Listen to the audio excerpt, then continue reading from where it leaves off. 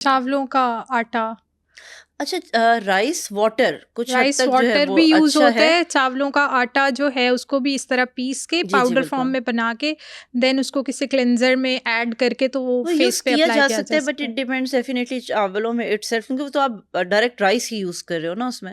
लेकिन उसमें भी कौन-सा राइस यूज़ हो रहा है, आप राइस वाटर बना कैसे रहे हो, राइस पाउडर बना कैसे रहे हो, ये चीज़ें मैटर करती हैं। अच्छा, अगर राइस वाटर हमने बनाना हो, तो किस तरह बना सकते हैं? उसके लिए सबसे पहले तो ये कि आप अपने राइस अच्छे वाले लेकर, ये नहीं कि आपने बहुत सस्ते से वो गंदे से राइस ले लिए हैं, उनको लेकर आप पहले उन्हें सोक कर दें। सोक करके उन्हें थोड़ा टाइम छोड़ें। फिर आप जब उनको बॉयल करते हैं, उसमें से जो आप पानी उतारते हैं यूज़ करने के लिए, वो आपने डायरेक्ट ऐसे फेस पे नहीं लगा लेना होता। हुँ, आप उसको भूनें प्रॉपरली।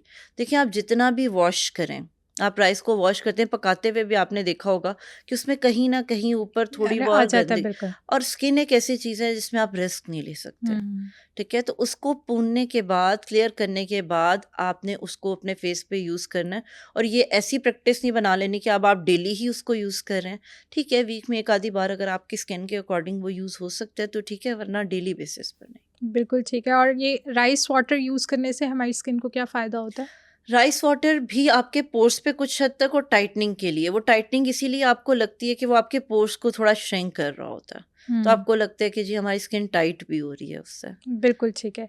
अच्छा डॉक्टर सदफ़ इब्रार, एक चीज़ और बताएँ कि बहुत ज़्यादा ना नोज़ मास्क, वो ब्लैक कलर का मास्क लगा लेते हैं हम अपने नोज़ पे, और मर्द भी लगा रहे हैं, हफ़्ते में 2-3 दफ़ा तो हम लगाते हैं और बाद में हम उसको जो है जब पील ऑफ करते हैं तो हमें लगता है कि हमारा नोज़ बड़ा क्लीन हो गया है, व्हाइट हेड्स, ब्लैक हेड्स सब रिमूव हो गए हैं और अब हमारा जो है ना ये पोर्शन बड़ा ऑयल फ्री हो गया है। हुँ। तो ये प्रैक्टिस कैसी है? ये प्रैक्टिस बिल्कुल भी नहीं करनी चाहिए आपको।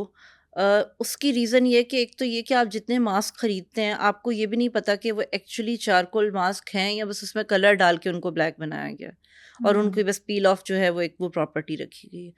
बेसिकली तो चारकोल ने वर्क करना है ना। फिर दूसरी चीज़ इसमें ये आती है कि आप सबके, हम सबके बेबी हेयर होते हैं, हेयर फॉलिकल्स होते हैं, आप उनको भी साथ में रिमूव कर देते हो। ठीक हुँ। है, आपको बहुत सारे लोगों को ये भी नहीं पता होता कि हमने मास्क अप्लाई किया, अब हमने उसको किस डायरेक्शन में पील ऑफ करना। कोई यहाँ कर रहा है, कोई वहाँ कर रहा है। तो ये चीज़ें आपकी end of the day skin को डैमेज कर देती हैं। हुँ। आपका स्किन बैरियर डैमेज होना शुरू हो जाता है। देखिए, जो बेबी हेयर होते हैं ना, उनका कोई फंक्शन है ना आपकी स्किन पे, वो आपको बहुत सारी चीज़ों से महफूज रख रही हैं।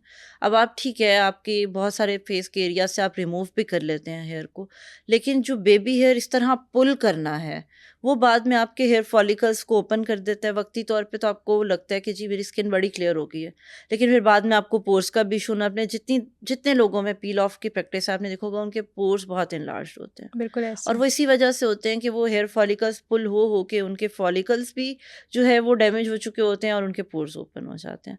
तो ये चीज़ें बहुत ज़्यादा केयरफुली आपने कुछ भी यूज़ करना है, आपने विदाउट कंसल्टिंग अ डॉक्टर नहीं करना। ये हुँ। चीज़ ज़रूरी है।